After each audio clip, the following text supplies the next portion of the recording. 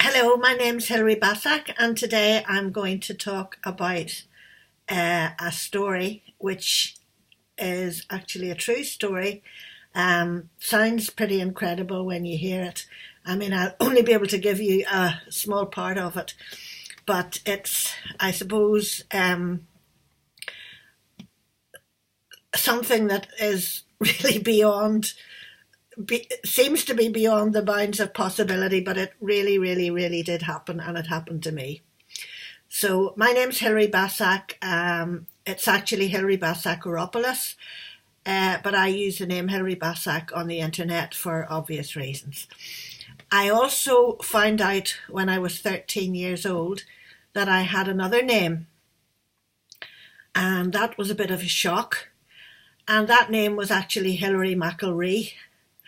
I found out uh, sorry, I didn't actually find that out when I was 13. I found out that I was adopted when I was 13, but later on, when I was about 21, I found out that that was my real name originally. And I had been born in Dublin, and I had literally been smuggled over the border to Northern Ireland because there used to be a border between Northern Ireland and Southern Ireland.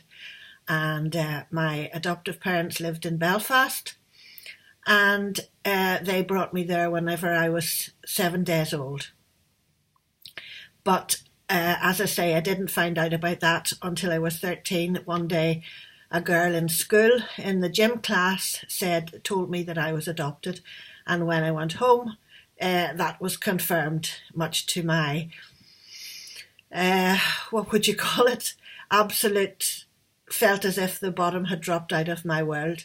And sometimes I say to people, if you just stop for one moment or 1 minute and imagine what it would actually be like if you went home and found out that you were adopted, that your parents weren't your real parents, your aunts and uncles, you weren't actually really related to them, you know, everything that you'd believed up until that point in your life was really a lie. It's a pretty hard thing to cope with, especially at that particular age. When I was 13, I just really didn't need to hear that. But anyway, I was told that my mother had died, and that my father was worked in some way, that he was travelling around the world, and he couldn't look after me, so that's why I was adopted. Um, had Did a lot of thinking, didn't want to upset my adoptive parents, so I thought a lot about it in the privacy of my bedroom, or with my cat, who was my main companion, being an only child. And I had a lovely cat called Ginger. But anyway, I've always loved animals and always will. That's beside the point. Anyway, I thought a lot about it, and I came to the conclusion that actually my mother wasn't dead. She was probably alive, but I had no idea where she was living, because at that point I didn't know that I had been born in Dublin. So I resolved that one day I would find out, I would find her, and hopefully find my father as well. So anyway, as time went on, when I was about 19 years old, I went to the register of births, and was told, to the great embarrassment of the young guy who was there at the time, that I couldn't have my birth certificate, my original birth certificate, because I was adopted, and if I wanted to see my original birth certificate, I'd have to go to a social worker. So I wasn't very pleased about that, but anyway, off I went to the social worker, and she told me, how more or less all the pitfalls of searching for my mother. But anyway, I said I wanted to go ahead with it, and so she did some searches, and she sort of assumed that my mother would probably be between the ages of about 15 and probably 40. And so there were lots of searches done all over Ireland and UK and so on, but my mother wasn't found. And I thought it mightn't be too difficult, because to me, it was a very unusual name. I'd never actually heard that name before, so I thought it might not be too difficult to find. But anyway, there was no hope. But thank goodness, due to the internet, one day when I was, what age was I? Well, I mean, it's not all that long ago. I actually saw this message on, I think it might have been Ancestry.com. I think that's, or Genes United, somewhere like that anyway. I think it was Ancestry.com. And I saw this message where some woman had said that she had an aunt who was an artist who was living in Dublin, and she was 98 years old. And she was the black sheep of the family. So I thought, my goodness, because this name, as I say, was very unusual, and I thought, could that possibly be my mother? So I made a few inquiries, and eventually I found a grave where my grandmother and my aunt and my uncle were buried, which was probably about 20 miles from where I lived, in a place called 5 Mile Town. So one day I went there and to my amazement discovered this grave. You know, that's another story in itself. But anyway, eventually found out then that I had two cousins in the States, in Missouri. One was a doctor, and I had two cousins in England and one in Scotland. So the one, immediately, as soon as I got home, I phoned the doctor in, because he was easy to find, in America, and his name was Shane, and I sent him some photographs of me. And one of the photographs was I was standing holding a horse at a place called the Gap of Dunloe in the south of Ireland.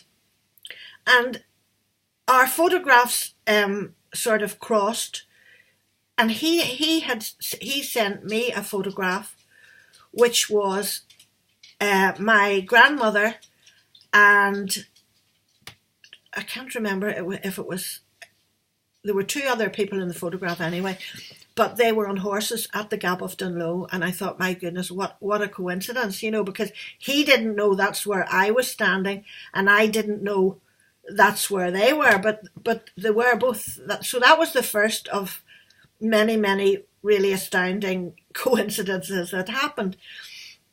Anyway, he said, don't be afraid to, as he put it, confront your mother, because he said she's not what you would expect a 100-year-old mother to be, a 100-year-old person.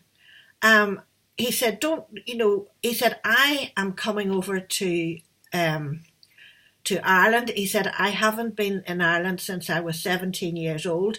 And at this point, he was 67 years old. And I thought, my goodness, another coincidence, that he's decided to come to Ireland the very time that I have finally found my mother. So anyway, I got her address and I went to see where she lived, because I didn't think I could just go and say, hello, this is me, I'm your daughter. So I went to see where she lived and sat in the car outside her house for a few minutes, but I couldn't sit there for too long, because obviously the neighbours might wonder, what is that person sitting outside my partner and myself, what are they sitting outside this woman's house for? So anyway, we moved on, and we went, there was a pub restaurant just around the corner from where she lived, and we went in there for a drink, and we started to talk, and thought, my goodness, probably my mother has been here. This is more or less her local, and she's probably been here would find out that she'd been married in her 90s, if you please. And we thought, they've probably been here, her and her husband, and I might well even be sitting in the chair that my mother had sat on. So anyway, we decided that we were going home. On the way home, we were going to this hotel to have a meal. But because they were actually at that time having a a meal, what do you call it, a buffet in the pub, a place called the Beaumont House in North Dublin. And so we decided that we'd just stay and have lunch there. And then my partner said, well, I'll go and ask the barman if he would know of them, but he didn't know. And he went over to the bar. Ireland, we're very friendly. And so he went over to the bar, the other bar, and he asked if anybody knew anybody of that name. Her name was Brady. Her married name was Brady. So nobody knew. And then he saw a sort of a woman who looked like she was about in her 80s walking out of the restaurant with a younger man by her side. So he said, I'll go and ask this woman because she's more the age group and she may well know who this, she may well have met. Molly was my mother's name. So anyway, he came back and he said, no, this woman, she's not a local and she doesn't know anything about her. And just at that, the doors of the pub opened and in strolled a woman with white hair in a bob and lots of bangles and a poncho, and she just strolled up. She was obviously going to have lunch to the tables, and she was with two friends who were about in their 50s. And I turned round to him and I said, that's my mother. Now, this woman looked about 70 years old. And, obviously the whole thing that I was thinking about was my mother. And, you think, right, okay, that's, imagination, whatever. And he looked at her and he said to me, Hilary, I believe you're right. So anyway, we managed to, I said, quickly, let's go over and see if we can get a table near them. So we got a table near them and we sat, and she proceeded to more or less tell her life story. And of course I couldn't take my eyes off her, and he said, well, whenever the woman gets up to order the buffet, I'll go over and speak to her. So sure enough, one of the friends got up to go over and order the meal. And he said to her, you're a long way from your home. And she said, how do you know? And he said, well, I recognise your Cork accent. And she said, well, how do you know that? And he said, well, actually, I'm a horse dealer, and I no, he said, I do quite a lot of business down around your part of the country. And she said, and what business is that? And he said, well, I'm a horse dealer. And she said, she said, I look after horses. And, obviously she was a horsey person. So horsey people, it's so easy to strike up a conversation. If you're horsey and somebody else is horsey, I suppose it might be the same with people who like golf. I don't know, but horsey people are very keen always to talk about horses. So they started this conversation. And he said to her, what brings you up to this part of the world? And she said, do you see that woman sitting over there? And he said, yes, I do. And she said, well, what age would you think she was? And he said, well, would she be 100 years old? Would she be nearly 100 years old? And she looked at him, she said, how do you know that? And he said, is that Molly Brady? And she said, yes, it is. And she said, I'm up here because it's her 100th birthday in 3 days' time, and she's having a big party. And I've been invited to it, so this is why we're up here. And we really tried to persuade her to come over for a meal because she hasn't been here for quite a long time. And he said, well, do you see that woman with the dark hair sitting over there at that table? He said, that's her daughter.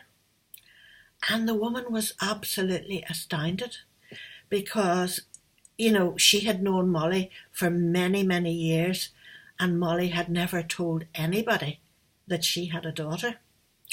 So she said, I'll help you as much as I can. And she said, if you go, I went over then and started to speak because I couldn't contain myself anymore. And she said, look, if you go into the ladies, she said, she's very, very sharp, and she'll wonder why I'm have what this conversation is all about. But she said, I'll tell her it's about horses.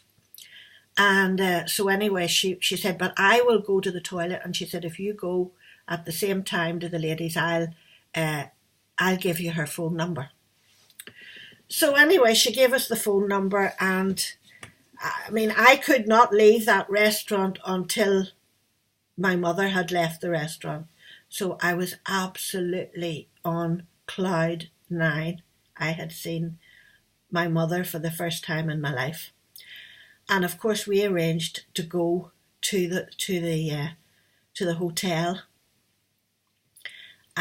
when the birthday party was on, and we sat in the background. And after she was having a great party. One of the things I noticed about it was that she absolutely loved her food. She had her prawn cocktail starter and her main course with salmon and vegetables and mashed potatoes and roast potatoes and a sweet, I can't remember, pavlova. And then she had two glasses of wine and a glass of port. So I thought, oh God, here, I know now where I got my appetite from. But anyway, so after the meal was finished at the birthday party, she proceeded to sing Danny Boy, If I Were a Blackbird, and Molly Malone, which were three songs which anybody from Ireland knows, and probably you may do so too, even if you live in America. They're very famous songs. And she sang with a really strong voice. I mean, there's nowhere or nothing that was in any way like what you would expect from a 100-year-old woman. And I thought, this is absolutely, it's amazing. My mother, and of course I would have loved to have been able to go over and speak to her, but I couldn't. I couldn't go and give her a shock in the middle of her party. But as it happened, two of a nephew and niece of mine were at the party. And at the very end, my partner went over and spoke to them. And they weren't very pleased, really, that I was there. And they really did whatever they could to try and dissuade me from trying to contact her. But anyway, one day I phoned her up, and she was really horrible to me. She said, what a wicked young lady trying to disrupt an old lady's life. And she was really horrible. And I put down the phone and I thought, how could such a cold, hard person be my mother? She just wasn't in the slightest bit like this fantasy mother that I had lived with for so very long. So before that, I had actually written her a letter and sent her photographs. And I'd waited, patiently for the postman to come, but never, ever got a reply from her, and thought, maybe the letter had been intercepted or whatever. I didn't really know what it was, but I didn't really think that it was just that she didn't want to speak to me. So anyway, that was that. And then after a while, being quite an impulsive person, I picked up the phone one day and I said to her, look, I said, I understand that you don't love me, you don't want to know me, you don't have any feelings for me, but I just want to ask you one thing. Would you please tell me who my father is? And to my utter and absolute astonishment, she said, would you like to come and visit me? So I was completely and utterly over the moon, and off I went. I don't know, a couple of days later, whatever it was, and I went off and bought the best, flowers that I could find, because I thought, she's an artist and there'll have to be something really special and blah, blah, blah. And off I went to Dublin and I met her. And the things that happened after that and the person that she was are something which I have to save for another day to tell you. But suffice it to say that Her main ambition when she was 103 years old was to become more famous than Einstein. So that's just a sample of what Molly was like. And, maybe I'll continue on with this video. I have actually written a book. It's called I Found My 100-Year-Old Mother. I wrote it both during the time that I just after I'd met her and so on, and while everything was still sort of fresh in my mind. But I do actually think that I ought to, or I'm going to do a second edition and maybe give it a different name, because I don't think it's a very attractive name, because she was an absolutely, she was a phenomenon. She was definitely somebody that you could never dream up, even in your wildest dreams. So that's my part of my story.